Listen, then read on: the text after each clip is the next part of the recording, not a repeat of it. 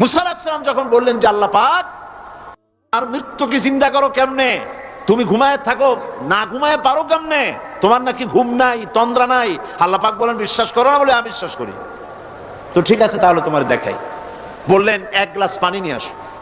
এক গ্লাস পানি নিয়ে এসে দাঁড়িয়ে থাকো। আল্লাহ পাক মুসা আলাইহিস সালামকে বললেন এক গ্লাস পানি নিয়ে দাঁড়াও, আর ঘুমকে আল্লাহ পাক বললেন মুসারে ধরো। মুসা আলাইহিস সালাম নিদ্রাচ্ছন্ন হলেন, তন্দ্রা এসে গেল, হাত শিথিল হয়ে হাতের থেকে পানি ভর্তি গ্লাস পড়ে ভেঙে চুরমার হয়ে গেল। মুসা আলাইহিস সালাম ভয় পেয়ে গেলেন। আল্লাহ রাব্বুল আলামিন বলেন ভয় পাওয়ার কোনো কারণ নাই, তোমার প্রশ্নের জবাব আমি এভাবেই দিলাম। এক গ্লাস পানি নিয়ে কয়েক মিনিট দাঁড়াইতে পারো নাই, ঘুমের সঙ্গে সঙ্গে গ্লাস পড়ে ভেঙে গেল। তামাম আকাশ আর জমিন, গোটা সৃষ্টি জগৎ তোমার আল্লাহ পাকের হাতের মুঠার মধ্যে রয়েছে।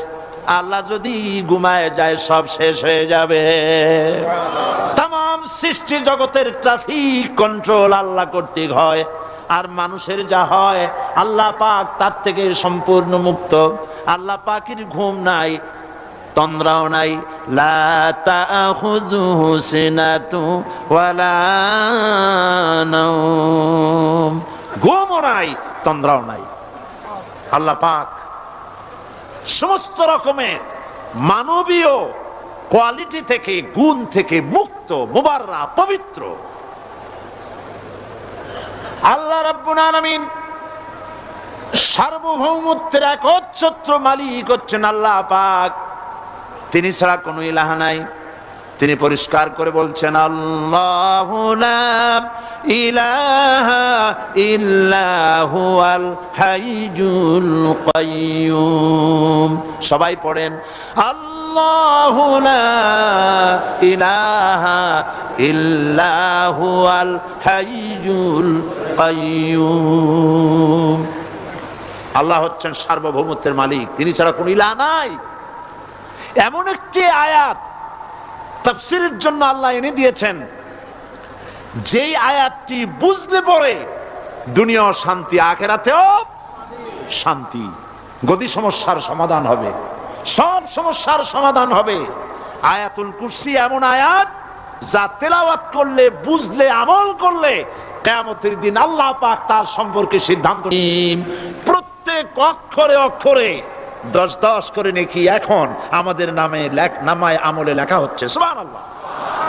গলা ছেড়ে দিয়ে সবাই পড়েন আমার সাথে আল্লাহু লা ইলাহা ইল্লা হুয়াল হাইয়ুল কাইয়্যুম লা তাখুযুহু সিনাতুন ওয়ালা নাওম লাহু মা ফিস সামাওয়াতি ওয়া মা ফিল আরদ মান যাল্লাযী ইয়াশফা'ু 'ইনদাহু ইল্লা বিইذনিহি ইয়া'লামু মা বাইনা আইদিহিম ওয়া মা খালফাহুম ولا يحيطون بشيء من علمه إلا بما شاء وسع كرسيه السماوات والأرض ولا يؤوده حفظهما وهو العلي العظيم صدق الله العظيم। আয়াতুল কুরসি হচ্ছে কোরআন শরীফের সর্বশ্রেষ্ঠ আয়াত। সুবহানাল্লাহ। রাসূল বলেছেন আয়াতুল কুরসি হচ্ছে কোরআনে কারীমের সর্বশ্রেষ্ঠ আয়াত। এবং আল্লাহ পাকের তাওহীদের ব্যাপারে, সার্বভৌমত্বের ব্যাপারে এত বিস্তারিত অল্পের মধ্যে আর অন্য কোন আয়াতের মধ্যে ভাবে আসে নাই। এই জন্য আয়াতুল কুরসির এত মর্যাদা। কালকে আরো একটি হাদিস শোনাচ্ছিলাম, বোধহয় নিশ্চয়ই আপনাদের মনে আছে, প্রত্যেক ফরজ নামাজের পরে আয়াতুল কুরসি যে একবার পড়বে, তেলাওয়াত করবে, কিয়ামতের দিন আল্লাহ পাক তার সম্পর্কে সিদ্ধান্ত নিবেন, তাকে জান্নাত দিয়ে দিবেন। সুবহানাল্লাহ কইতে ইচ্ছে করলো না? আলহামদুলিল্লাহ বলবেন না? তার অর্থ হলো এই আয়াতুল কুরসি যদি মানুষ পড়ে আর বোঝে, আর ওই অনুযায়ী যদি আকীদা তৈরি হয়, জীবন তৈরি হয়, তার জীবন জান্নাতের জন্য তৈরি হয়ে যায়। গতকাল আল্লাহ পাকের সার্বভৌমত্বের কথা আমরা আলোচনা করেছিলাম।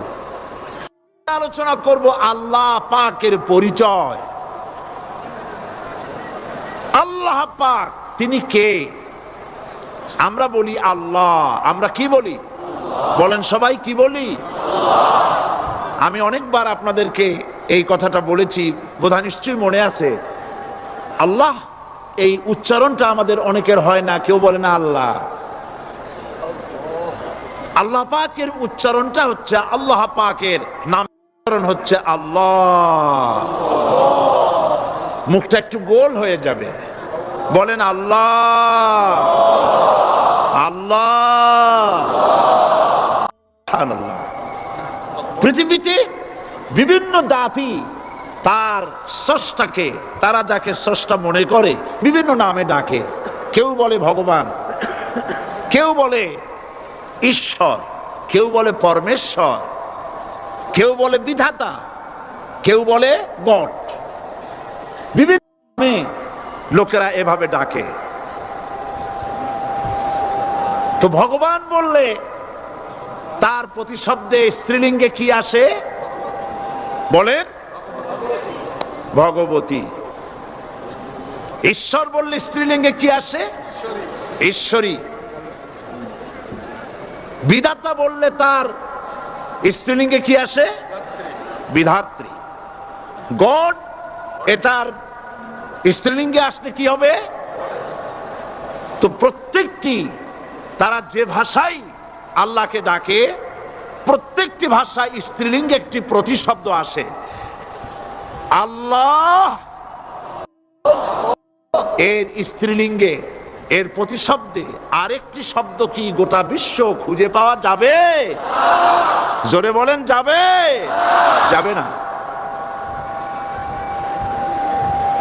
এবং অন্যান্য নামগুলি সন্ধি বিচ্ছেদ করলে অর্থই হবে না।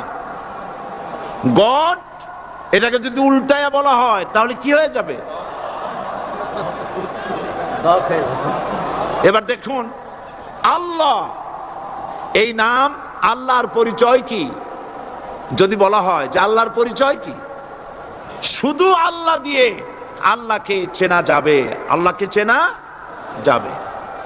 আল্লাহ রাব্বুল আলামিন বলছেন, আল্লাহু লা ইলাহা ইল্লা হুয়াল হাইয়ুল কাইয়্যুম। আল্লাহ হচ্ছেন তিনি, যিনি ছাড়া কোনো ইলাহ নাই, মাবুদ নাই, উপাস্য নাই। সুবহানাল্লাহ।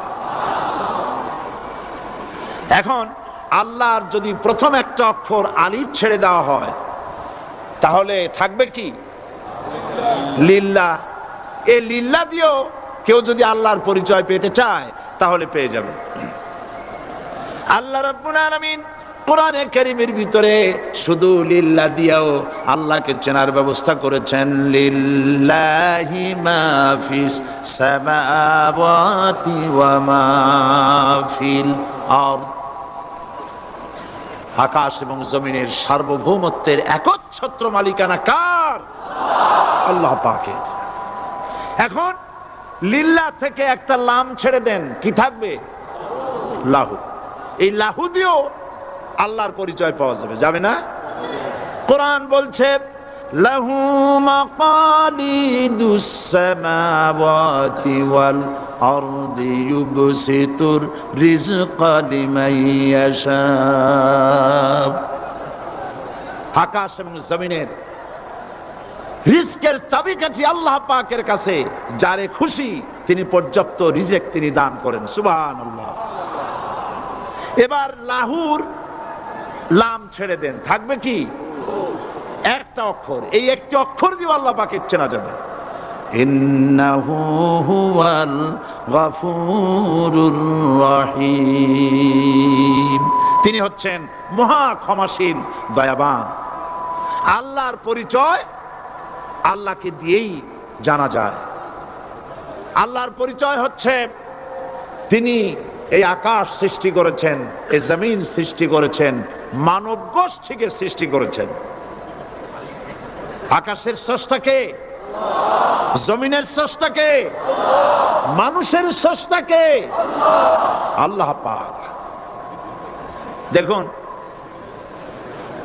আল্লাহ পাক আকাশের স্রষ্টা, জমিনের স্রষ্টা, মানুষের স্রষ্টা, এই কথাকে ভুলিয়ে দেওয়ার জন্যে,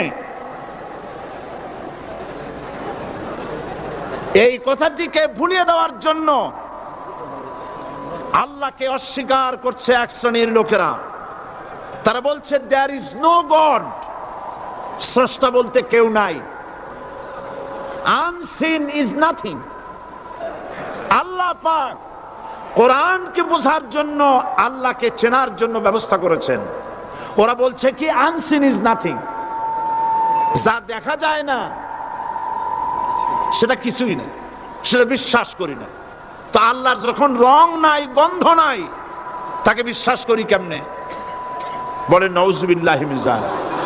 আরে ভাই, তোমরা তো এমন বহু জিনিস আছে যা না দেখে বিশ্বাস করো। আপনারা কি বাতাস দেখেছেন? বিশ্বাস করেন কিনা? বিশ্বাস করেন কিনা? আপনারা কি ইথার দেখেছেন?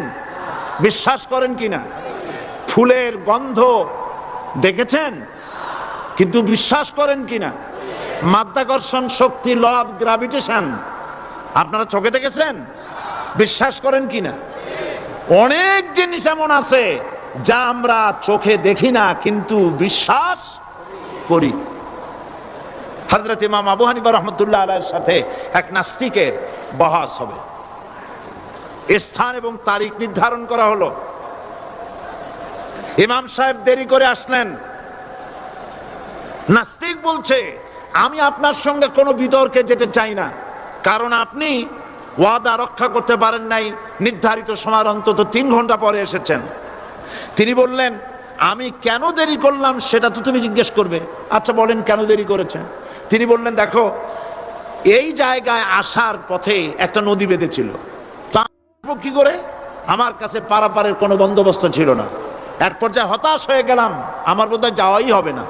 শেষ পর্যন্ত আমি দেখতে পেলাম হঠাৎ করে আমার পাশে একটা ফলের বীজ পড়লো, তা দিয়ে একটা গাছ অঙ্কুরিত হলো। দেখ কিনা তার গাছটা একটা ময়ূর হয়ে পরিণত হয়ে গেল।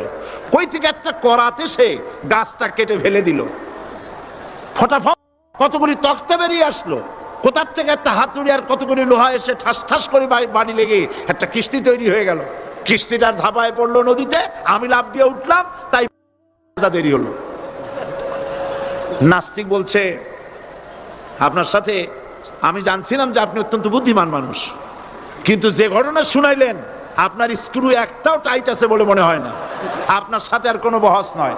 তিনি বললেন, কেন?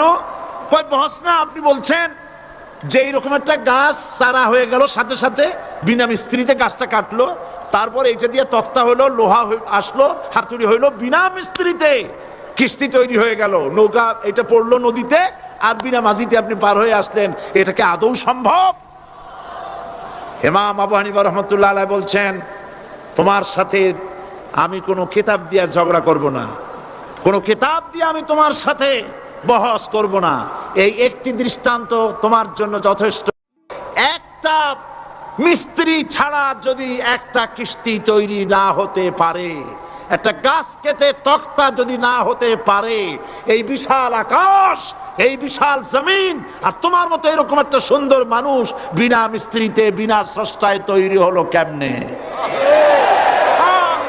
এক কথায় নাস্তিক বলছে, আমার জীবনের ভুল ধরা পড়ল। নাস্তিক বলছে, জীবনের ভুল ধরা পড়েছে, আমি মুসলমান হয়ে গেলাম। লা ইলাহা ইল্লাল্লাহু মুহাম্মাদুর রাসূলুল্লাহ। জোরে পড়েন, লা ইলাহা লা ইলাহা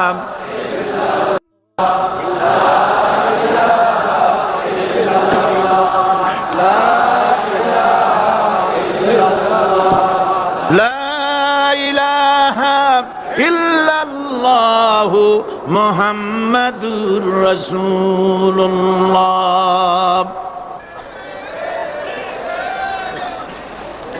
আল্লাহ পাক বলছেন, আমি আদম, আমি দাউদ এবং সুলাইমানকে জ্ঞান দান করেছি, ইব্রাহিমকে জ্ঞান দান করেছি। কোরআন শরীফের বহু জায়গায় শুধু জ্ঞানের কথাই বলা হয়েছে। সুবহানাল্লাহ। সুতরাং বুদ্ধিজীবী, এই বুদ্ধিজীবীরা তারা আসল জ্ঞানটা নাই। আসল জ্ঞান কোনটা বলেন? কোনটা? ডক্টর শহীদুল্লাহ মরহুম, আমি অনেকবার বলেছি তার কথা, তাকে জান্নাতুল ফেরদাউস নসিব করুন, বলেন আমিন। ডক্টর শহীদুল্লাহ মরহুম বলতেন তার লোকদেরকে যে তোমরা বিদেশ থেকে অনেক ডিগ্রি নামের আগে আনতে পারো, তোমরা পণ্ডিত, একথা আমি স্বীকার করি, কিন্তু কোরআন শরীফের জ্ঞান যদি না থাকে তাহলে পণ্ডিতের আগে আর একটা শব্দ বসবে, মূর্খ পণ্ডিত।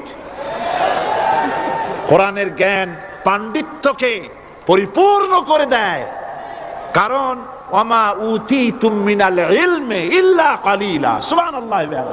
আল্লাহ পাক বলছেন তোমাদেরকে সামান্যতম জ্ঞান দান করেছি। কতটুকুন জ্ঞান? কতটুকুন? সামান্যতম জ্ঞান দান করেছি।